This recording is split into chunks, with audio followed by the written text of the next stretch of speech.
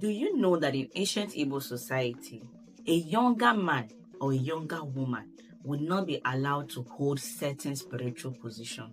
For instance, there is a certain age you would get to before you do the rite of Eroawu and to become a Dibia, because you've gotten to that age. And by the virtue of you getting to that age, you can now be able to obey and keep to the moral principles and so that guides the institution of the Dibia.